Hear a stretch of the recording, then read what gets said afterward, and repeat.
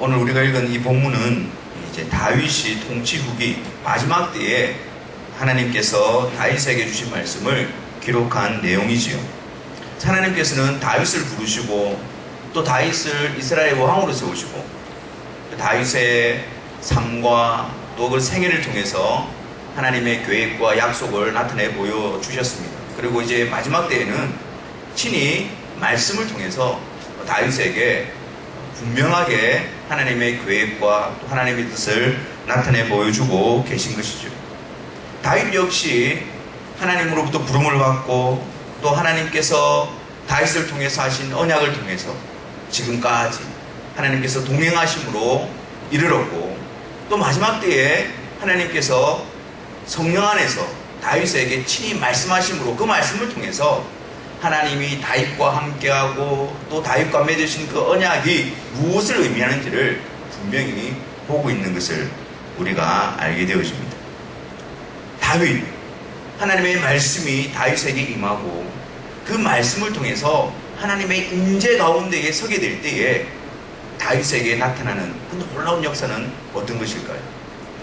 여러분, 우선 우리가 하나님의 오늘 읽은 말씀을 한번 1절 말씀을 보도록 하겠습니다. 1절 말씀에 보면 다윗이 자신에 대해서 어떻게 나타내고 있습니까?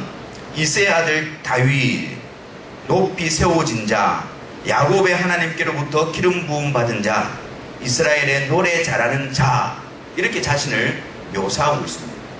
다윗은 자신을 이스라엘의 왕이라고 나타내는 것이 아니고 방금 우리가 살펴봤듯이 이런 내용으로서 표현으로서 자신을 드러내고 있는 것입니다. 왜 그러냐면 지금 다윗은 하나님 앞에서 자신을 보고 있는 거예요. 하나님 앞에서 자신에 대해서 이렇게 고백하고 있는 것입니다. 이새의 아들 다윗이라는 표현은 성경의 용례를 살펴보면은 다윗이 자신을 스스로 낮출 때 쓰는 표현이었습니다.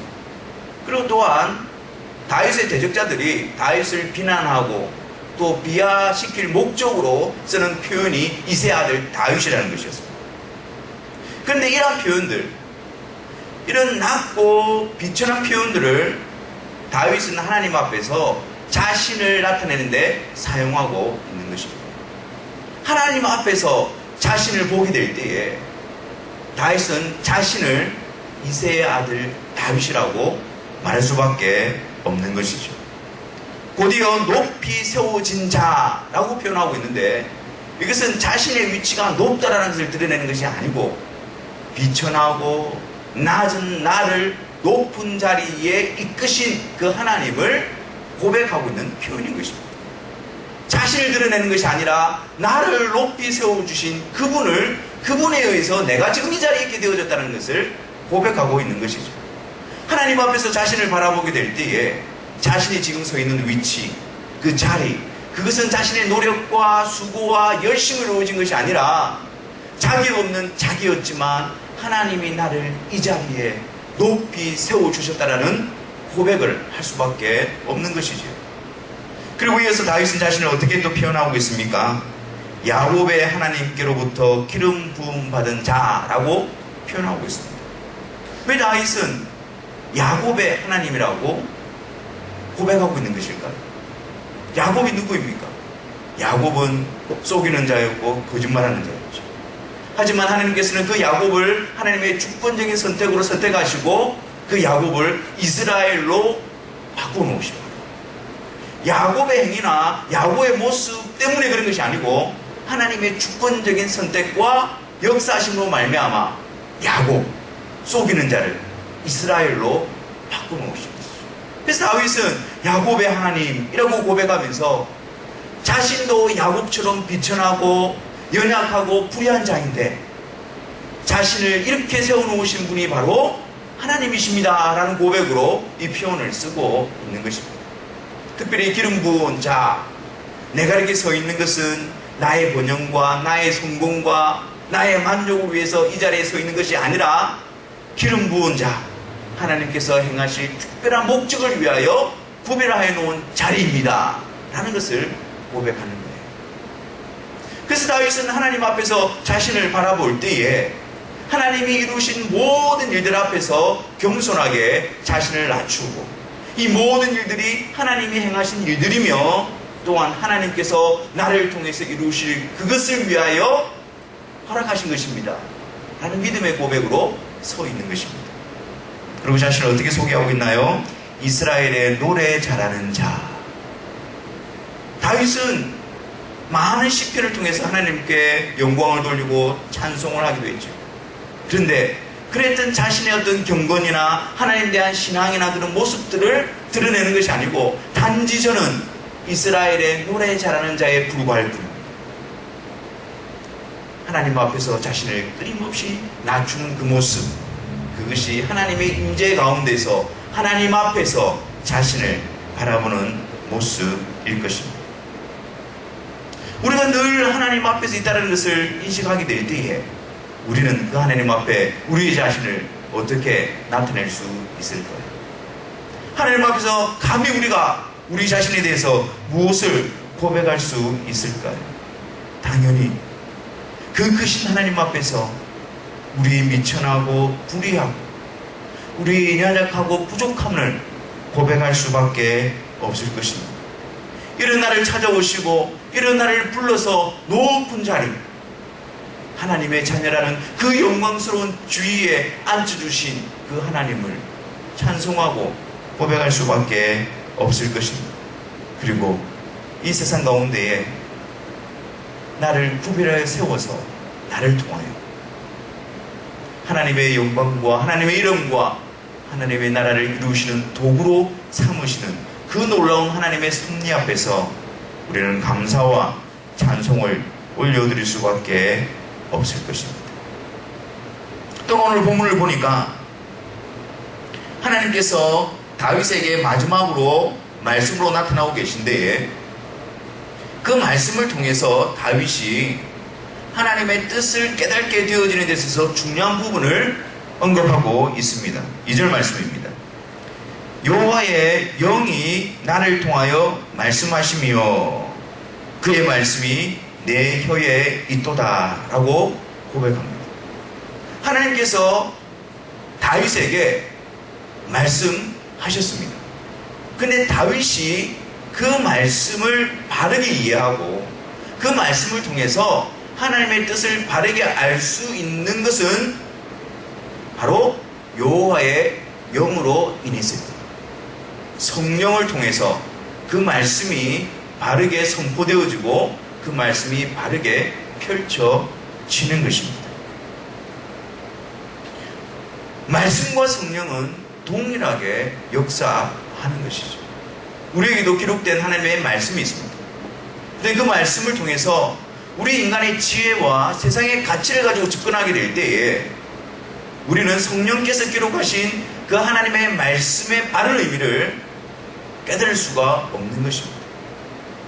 그래서 베드로후서 1장 20절과 21절에 보면 성경에 대해서 이렇게 말씀하죠. 먼저 알 것은 성경의 모든 예언은 사사로이 풀 것이 아니니 예언은 언제든지 사람의 뜻으로 나인 것이 아니요 오직 성령의 감동하심을 받은 사람들이 하나님께 받아 말한 것이다.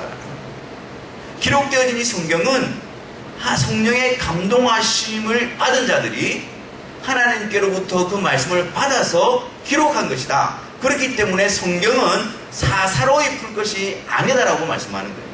사사로이, 개인적인, 주관적인, 자신의 지혜로, 자신의 뜻대로 그 성경을 풀어서는 않는다고 말씀합니다.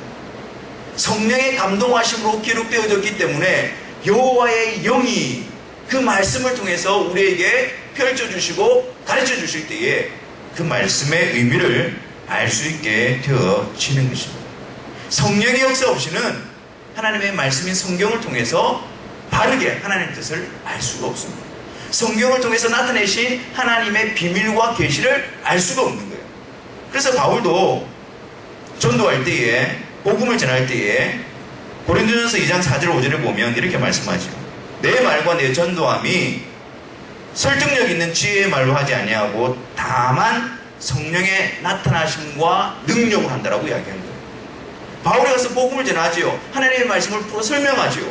그런데 그것은 인간이 들어서 또 잘 설득을 시켜서 이해시켜서 하나님의 뜻을 아는 것이 아니라 성령의 능력으로 되어지는 일이기 때문에 바울은 복음을 전하면서 내 말과 내 전도함의 어떤 설득력이나 지혜로 가지고 한 것이 아니고 성령께서 역사하시기를 기다리는 마음으로, 성령을 의지하는 마음으로 복음을 전하고 말씀을 선포했다라고 고백하고 있는 것입니다. 데살로니가전서 1장 5절에서도 데살로니가 교인들에게 복음을 전하고 난 다음에도 이렇게 고백하죠. 이는 우리 복음이 너희에게 말로만 이른 것이 아니라 또한 능력과 성령과 큰 확신으로 되었다라고 말한 것입니다. 우리가 너희들에게 복음을 전했지만 너희들이 그 복음을 받고 믿음으로 반응했던 것은 말로서만 우리가 너희에게 전한 것이 아니고 그 복음을 통해서 성령께서 너희들에게 큰 확신으로 역사하셨기 때문에 그 성령의 능력으로 너희들이 거듭나고 예수 그리스도에 대한 믿음을 가질 수 있게 되었다라고 고백하고 있는 것입니다. 오직 하나님이 성령으로 이것을 우리에게 보이셨으니 말씀을 통해서 하나님의 그 비밀한 일을 나타내실 때에는 반드시 성령의 역사를 통해서만 가능한 것을 우리에게 말씀하고 있는 것입니다. 그래서 오늘 본문에서도 하나님께서 다윗에게 말씀하셨다라고 하지 않고 여호와의 영이 내게, 여호와의 영이 나를 통하여 말씀하셨다라고 고백하고 있는 것입니다. 하나님의 말씀이 주어지고 여호와의 영, 성령께서 내 안에 역사하심으로 그 말씀이 온전히 바르게 드러나고 이해되어지고 그 말씀 앞에 믿음으로 반응할 수 있게 되었다라고 고백하는 것이죠. 성령의 감동하심으로 기록된 하나님의 말씀, 성령의 감동하심으로 하나님의 뜻을 온전히 알게 되는 것입니다. 그래서 성경을 펼쳐서 하나님께서 우리에게 나타내시고자 하시는 그것을 우리가 보게 되어질 때에 그것이 바로 우리 안에 계신 성령의 역사인 것입니다. 성령의 충만한 역사는 말씀을 통해서 우리에게 나타내 보여주시는 하나님의 비밀이 온전히 드러나는 역사인 것입니다. 그렇다면 여러분, 하나님께서 성령으로 다윗을 통하여 나타내 보여주신 그 말씀의 내용이 무엇일까요?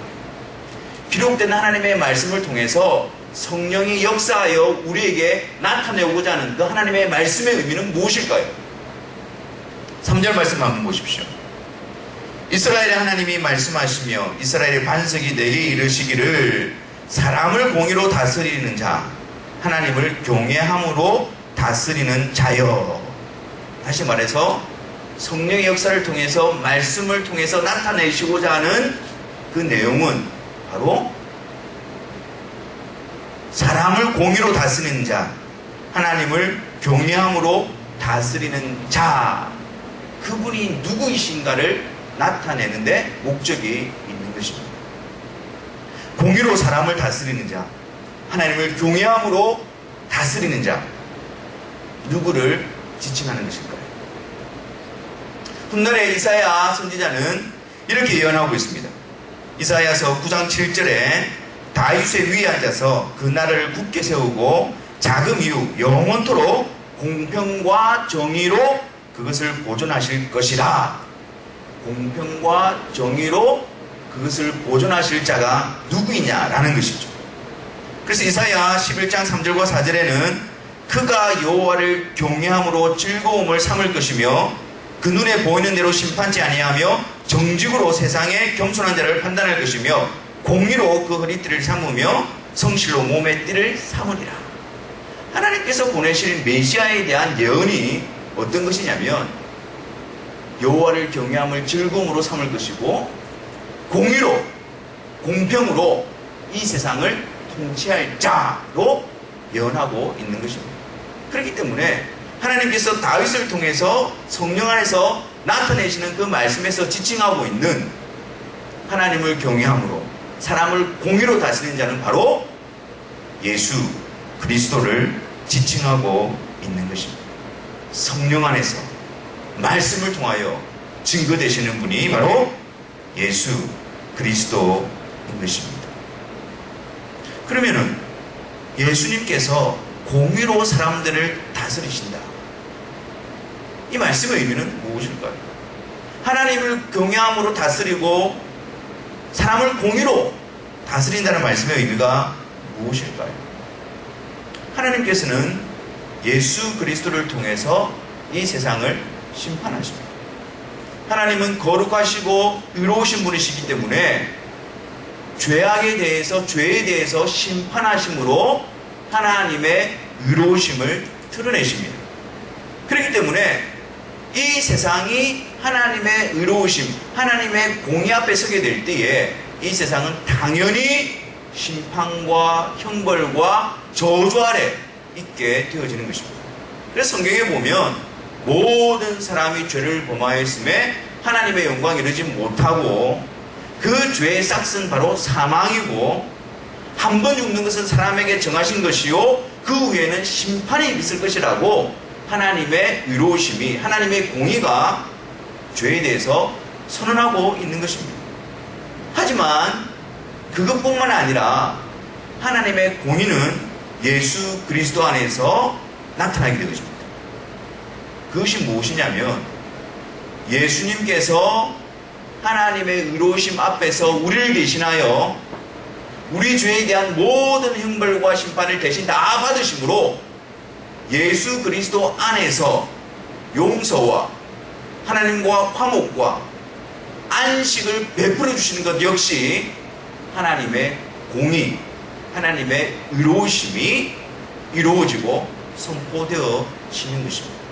그래서 하나님께서 예수 그리스도로 말미암아 하나님의 의로우심을 드러내신다는 말씀의 의미는 예수 그리스도를 거부하는 이 세상, 죄악 가운데에 빠져있고 형벌 가운데 있는 이 세상은 심판을 통해서 하나님의 의로우심을 드러내게 되어지고 예수 그리스도 안에 있는 자들은 예수 그리스도께서 이미 대신하여 받은 그 십자가에서의 심판과 형벌로 말미암아 그들에게 의롭게 하심과 용서와 사죄와 하나님의 백성으로 삼으시는 그 일 역시 하나님의 공의로서 나타내지는 일인 것입니다.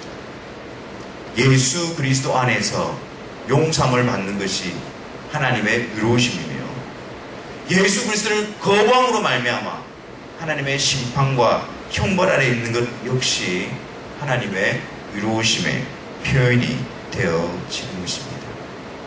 그래서 성경은 죄의 삭은 사망이요 여기서 끝나지 않습니다. 그 뒤에 어떤 말씀이 따라 나옵니까? 하나님의 은사는 그리스도 예수 우리 주 안에 있는 영생이다라는 거예요. 모든 사람들이 죄로 말미암아 죽을 수밖에 없지만 그리스도 안에서의 하나님의 의로우심은 그리스도로 말미암아 영생으로 나타나게 되어진다라고 말씀합니다.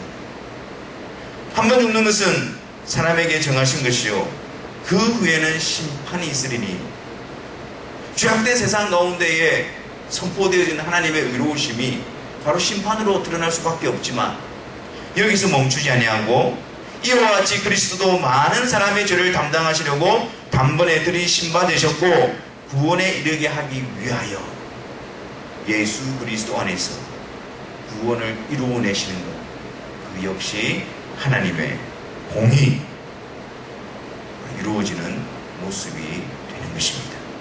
예수 그리스도를 거부하고 예수 그리스도 밖에 있는 자들에게는 심판이요 하나님의 심판에 합당하지만 예수 그리스도로 말미암아 예수 그리스도 안에 있는 자들에게 영생을 베풀어 주시는 것이 바로 하나님의 온전하신 의로우심이 나타나는 모습인 것입니다. 성령께서 말씀을 통하여 나타내시고자 하시는 하나님의 뜻이 바로 이것입니다. 예수 그리스도로 말미암아 구원을 얻고 예수 그리스도를 거부할 때에 하나님의 영원한 진노와 심판 아래 있게 됨을 나타내시는 것이 바로 하나님의 뜻인 것입니다. 계속해서 성령을 통하여 다윗에게 주신 말씀의 내용이 무엇입니까? 4절 말씀을 한번 보십시오. 그는 돋는 해의 아침빛 같고 구름 없는 아침 같고 비 내린 후에 광선으로 땅에서 우미 돋는 새풀 같으리니. 예수 그리스도 그는 어떤 분이시냐?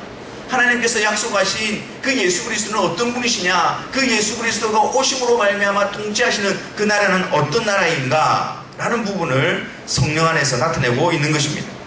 그는 돋는 해 아침빛 같다라고 말합니다.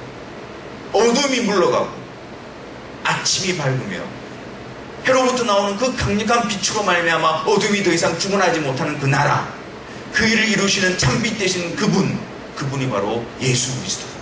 예수 그리스도로 말미암아 어둠이 물러가게 하고 어둠의 권세가 주관치 못하게 하는 그 일이 이루어질 것이다 라고 말씀하고 있는 것입니다. 또한 예수님은 구름 없는 아침과 같고, 여기서 말하는 구름은 억압과 어두움을 상징합니다.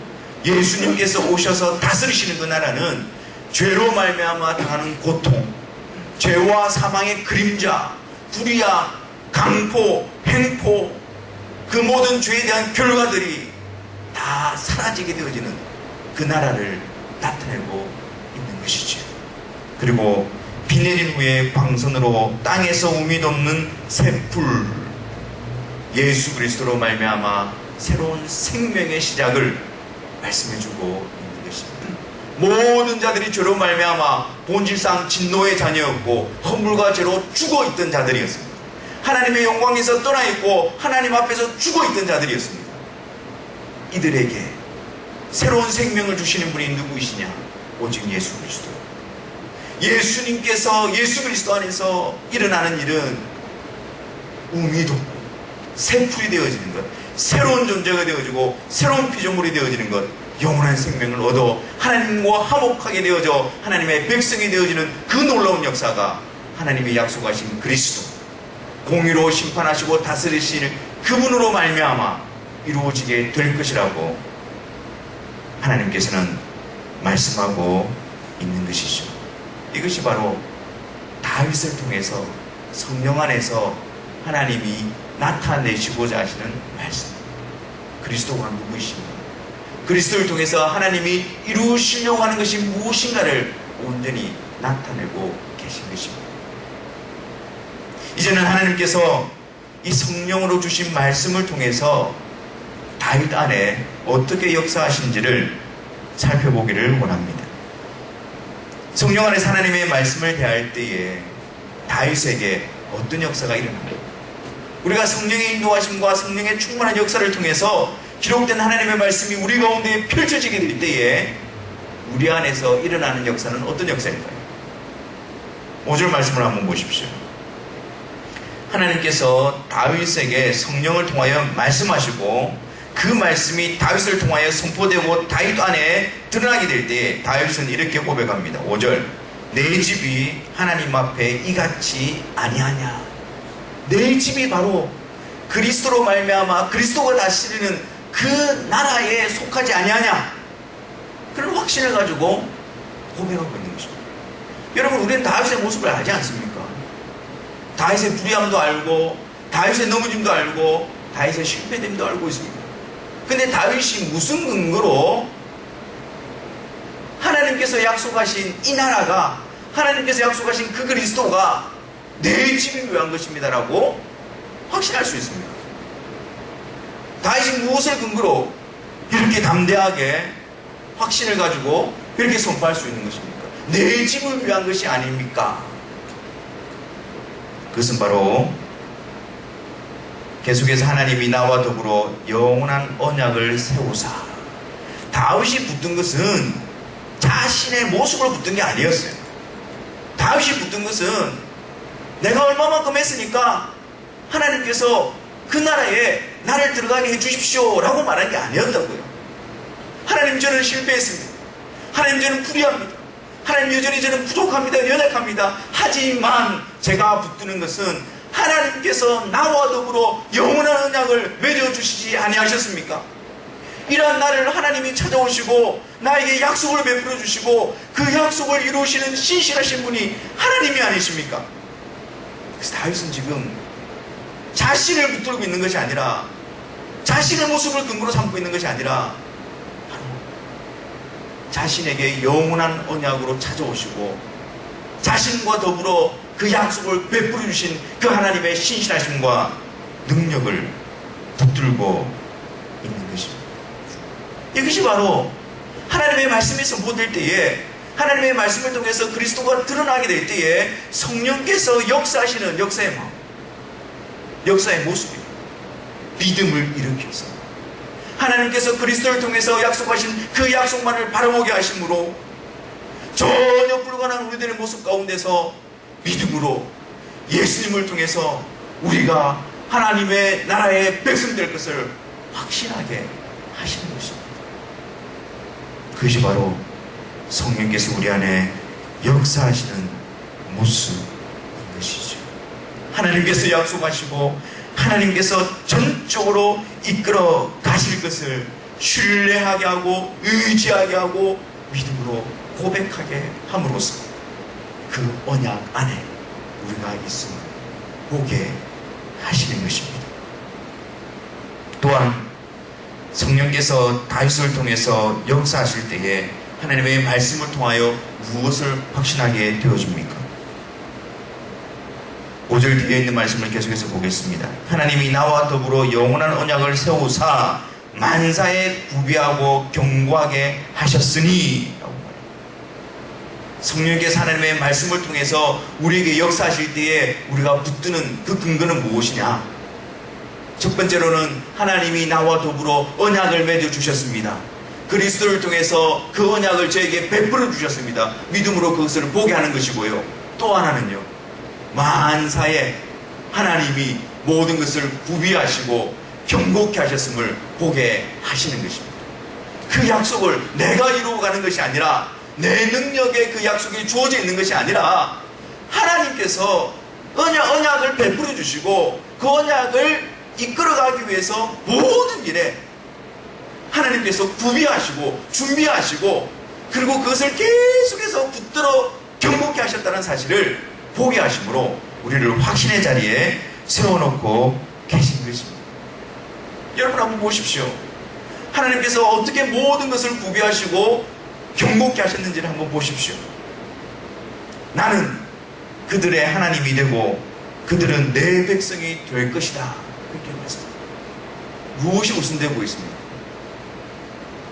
나는 그들의 하나님이 되고 하나님께서 우리의 하나님이 되어주셨기 때문에 우리에게 나타나는 결과가 무엇입니까? 그들은 내 백성이 될 것이다. 이것입니다. 너희 육신에서 굳은 마음을 제거하고 부드러운 마음을 줄 것이며, 하나님께서 우리에게 그 약속을 지켜내시기 위해서 구비하시고 견고케 하시기 위해서 우리의 육신에서 굳은 마음을 제거하였기 때문에 우리의 굳어있는 육신의 마음이 제거되는 것입니다. 하나님께서 부드러운 마음을 주셨기 때문에 우리 굳은 마음이, 돌같이 굳은 마음이 부드러운 마음으로 바뀌어져서 주를 보게 되어지는 것입니다. 먼저 맑은 물을 너에게 뿌려서, 하나님께서 우리에게 맑은 물을 뿌려주셨기 때문에 그 결과로 우리가 정결케 되어지는 것입니다. 내 영을 너희 속에 두어 너희로 내 율례를 행하게 하리니, 하나님께서 성령을 통해서 하나님의 율례를 행하게 하시기로 작정하시고 그 일을 행하셨기 때문에 우리에게 너희가 내 규례를 지켜 행할지라 라고 말씀하고 있는 거예요. 이것이 바로 하나님께서 우리로 하여금 언약 속에서 하나님의 백성으로 만들어 가시는 그 일에, 만사의 모든 일에 구비하시고 견고케 하신 모습인 것입니다. 우리에게 나타나는 죄사함에 대한 확신, 우리에게 있는 예수님에 대한 믿음의 고백, 우리에게 있는 주를 따르고자 하는 헌신된 마음, 열정, 주께 헌신하고 주를 섬기고 주를 사랑하는 마음, 이 모든 것들이 내 속에서 나온 것이 아니고 나를 그 언약 속으로 이끌어내어 그 언약이 이루어지도록 역사하시는 하나님의 모든 것을 구비하시고 견고케 하신 결과로 나에게 그런 복된 증거가 나타나고 있는 것입니다. 나로부터가 아니라 그 모든 것을 이루시는 하나님으로부터 그 하나님의 역사하심이 내 속에서 그 증거로, 열매로 드러나고 있을 뿐인 것입니다. 하나님의 역사가 없다면, 하나님께서 그렇게 하지 않는다면 우리에게는 아무런 역사도 나타나지 않는 것입니다.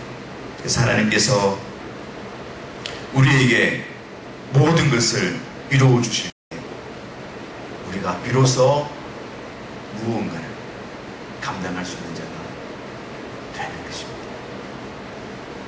하나님의 약속, 그것을 이루시고 그것을 성취하시기 위해서 만사에 구비하시고 경고케 하시는 그 하나님을 바라보기로 붙들게 함으로 확신 가운데 우리를 이끌어 놓으시는 것입니다. 우리가 성경을 펼쳐서 성경을 보게 될 때에 성령 안에서 우리는 무엇을 깨닫게 되어집니까? 무엇을 보게 되어집니까?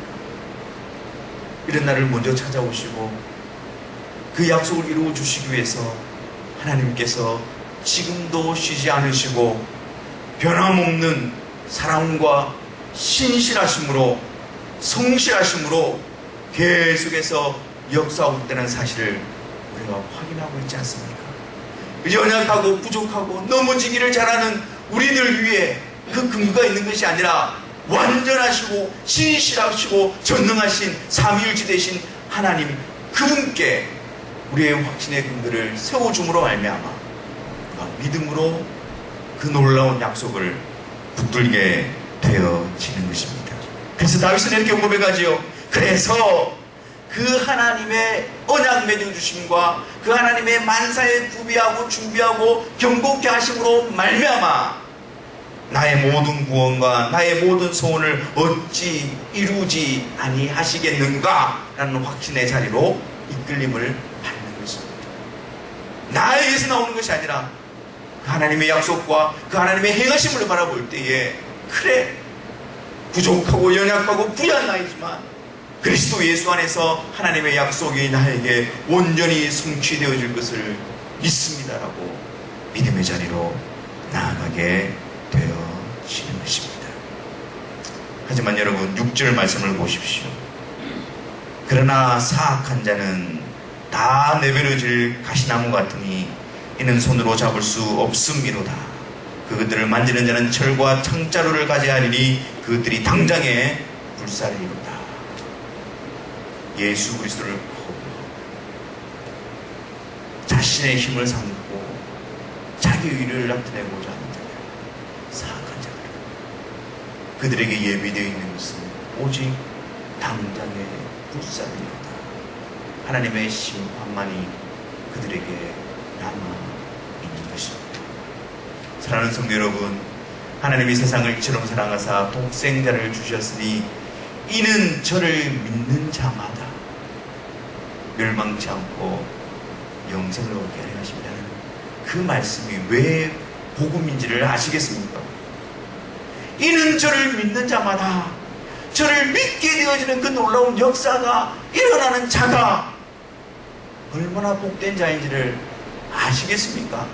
그 믿음의 역사가 하나님의 약속과 하나님의 역사심을 통해서 나에게 일어나지 않는다면 나는 당장의 불사르리로다. 영원한 심판과 형벌에 합당한 자로 남아있을 수밖에 없는 자였는데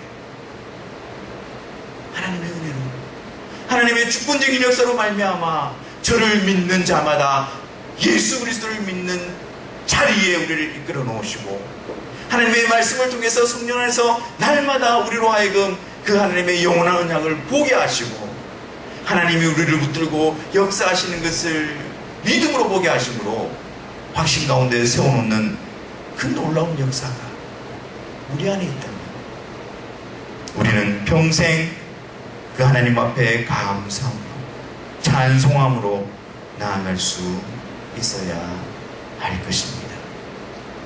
우리 이번 주 한 주간 또 살아가는 동안에 아니 주님 오시는 평생 주의 기록된 말씀을 성령으로 말미암아 늘 성경을 통해서 성령으로 말미암아 날마다 하나님께서 약속하신 우리의 구주가 되신 예수 그리스도를 깊이 알아가는 역사가 있기를 바랍니다. 성령의 충만한 역사로 성경을 통하여 날마다 그 구주 되신 예수님을 배우고 그 예수님에 대한 믿음과 확신이 굳건하여져서 주와 함께 길 가는 것, 내가 주님을 섬기는 것, 내가 주님을 사랑하는 것, 이것이 우리에게서 얼마나 큰 기쁨이며 즐거움인가 찬송하며 고백하며 나아가는 발걸음이 되기를 바랍니다. 그래서 우리의 고백은 구주 예수 의지함이 저의 능력이며 저의 기쁨이며 저의 감사의 제목입니다. 주님 오실 때까지 성령 안에서 늘 이 기쁨을 놓치지 않는 그 기쁨 가운데 충만히 가는 저와 여러분들의 삶이 되시기를 주님의 이름으로 축원합니다.